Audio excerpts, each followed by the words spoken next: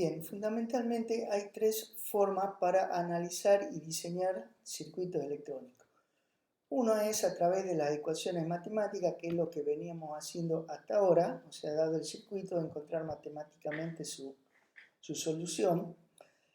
Pero también hay dos formas más, que es modelizando los circuitos, trabajando con modelos de circuitos, todo esto para sintetizar el trabajo. Y la otra es a través de sus curvas gráficas. Podríamos analizar el funcionamiento de un circuito a través de sus curvas. Vamos a ver ahora cómo modelizamos los circuitos. Para ello vamos a definir lo que es un cuadripolo, que es un circuito que se comunica con el mundo exterior solo a través de sus puertos de entrada y de salida. B1, I1, I2 y B2, puertos de entrada y puertos de salida. Se entiende, como veníamos viendo, vamos a tener una señal y una carga a la salida. Para nuestro análisis, los cuadripolos deben cumplir con las siguientes condiciones. Cuando no hay una excitación externa, es decir, sin un generador de entrada, no hay energía almacenada en el cuadripolo. El cuadripolo carece de fuentes independientes. La corriente que sale por una puerta es igual a la que entra en la misma. Con estas condiciones vamos a trabajar sobre los cuadripolos. Vamos a definir dos tipos de cuadripolos, que son los cuadripolos pasivos y los cuadripolos activos.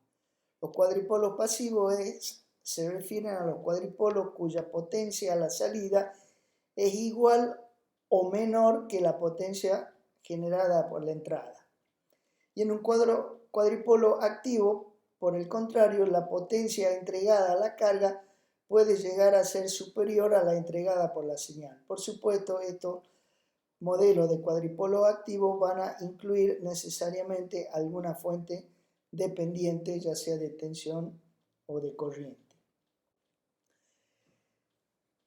Para caracterizar un cuadripolo se usan distintos tipos de parámetros. Parámetros de impedancia, admitancia o parámetros híbridos. Cada uno de ellos responde a un modelo en particular. Vamos a empezar viendo analizando los parámetros de impedancia, que son los parámetros Z. Entonces tenemos un cuadripolo lineal y fíjense acá, como vamos a trabajar únicamente contra parámetros Z, la excitación tanto de entrada como de salida son fuentes de corriente. Entonces podríamos particularizar ese cuadripolo por dos ecuaciones, una ecuación de la entrada y otra ecuación de la salida, es decir, B1 y B2. Si nos fijamos acá, las dos ecuaciones son ecuaciones de malla, es decir, B1, que sería el equivalente al circuito de entrada, es igual a la impedancia Z11 por la corriente I1 más una impedancia Z12 por I2. Entonces ahora la problemática es al revés. Antes teníamos el circuito y sacábamos la ecuación del circuito. Ahora, ¿cómo haríamos al revés? Tengo tengo la ecuación y quiero obtener un circuito que responda a esa ecuación. Entonces, supongamos la ecuación primera de B1. B1 es la suma de dos tensiones. Entonces yo podría representarlo de la siguiente forma. Un circuito serie, ¿sí?, donde B1 sería igual a I1 por Z11, donde Z11 es una impedancia, más Z12 por I2. Pero fíjense acá que I2 no es igual a la corriente I1, sino que está hablando de la corriente de salida. Por lo tanto, ese modelo no es una impedancia, sino que es un generador de tensión controlado por la corriente I2. ¿Sí? Y si representamos la ecuación B2, es similar a la anterior, nada más que, fíjense, Z22 ahora sería la impedancia y Z21 por I1 sería un generador controlado de tensión controlado por la corriente I1. Bien, entonces ahora entonces lo que tenemos ahora es el cuadripolo representado por sus dos ecuaciones. El tema ahora es calcular los valores de las impedancias para poder caracterizar el modelo del circuito. Pero acá tenemos dos ecuaciones y tenemos cuatro incógnitas, Z11, Z12, Z21 y Z22. Entonces, para poder resolver estas cuatro incógnitas solamente con dos ecuaciones, lo que hacemos es lo siguiente: eliminamos uno de los términos. Por ejemplo, hacer I2 igual a 0. Si hacemos I2 igual a 0, es decir, abrimos el circuito de salida, nos queda que I2 es igual a 0, entonces en las dos ecuaciones nos quedan solamente las incógnitas Z11 y Z12, es decir, nos queda Z11 igual a B1 sobre I1 para I2 igual a 0, y esto no es otra cosa que la impedancia o la resistencia de entrada con la salida en circuito abierto. Y Z21 para I2 igual a 0 en estas mismas condiciones es B2 sobre I1, que vendría a ser la impedancia o resistencia de transferencia directa con la salida en circuito abierto. Fíjense que es una relación de la tensión B2 con la corriente I1. Y para encontrar las otras dos impedancias hacemos 0 ahora I1, es decir, sacamos la fuente de corriente I1 y nos queda que Z12 es igual a B1 sobre I2 para I1 igual a 0, y es la impedancia o resistencia de transferencia inversa con la entrada en circuito abierto. Y Z22 va a ser B2 sobre I2 para I1 igual a 0, que es la impedancia o resistencia de salida con la entrada en circuito abierto. Entonces, de esta forma podríamos calcular los distintos parámetros y obtener las ecuaciones del modelo. Bien, veamos ahora un ejemplo.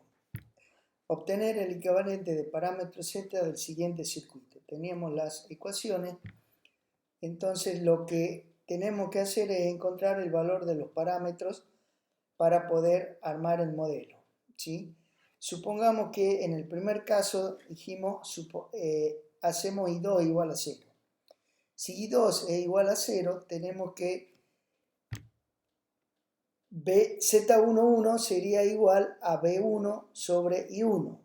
Si I2 es igual a 0, por lo tanto la tensión B1 va a ser igual a, nos queda en serie R1 con R2, entonces nos queda I1 por R1 más R2.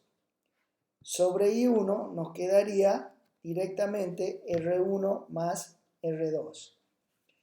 Y Z21, también para I2 igual a 0, es la tensión en R2.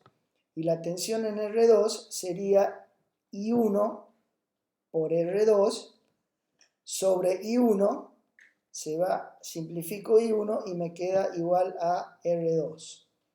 Ahora, si hacemos I1 igual a 0, tendríamos que B1 sobre I2 va a ser igual. Como I1 es igual a 0, la tensión B2 va a ser igual a, la tensión B1 va a ser I2 por R2. Por lo tanto, el I2 se me simplifica y me queda de vuelta igual a R2. Y Z22, que es igual a B2 sobre I2, fíjense que B2 es igual, como I1 es igual a 0, es I2 por R2. Sobre I2 me queda igual a R2. Entonces, de esta forma encontramos los parámetros, y si armamos el circuito del modelo, nos quedaría el modelo particularizado con estos valores. Z11 sería R1 más R2, Z12 sería R2, Z21 sería R2 también y Z22 igual a R2. Y de ahí podríamos modelizar el circuito equivalente. Si bien esto es un circuito sencillo, pero el modelo, la modelización es importante, sobre todo en un circuito un poco más complejo. Bien, ahora veamos los parámetros de admitancia o los parámetros I. Tenemos el cuadripolo y ahora tenemos, como vamos a trabajar con admitancia, en vez de tener corrientes, en las entradas vamos a tener tensiones B1 y B2. Las ecuaciones características serían ahora ecuaciones de nodos.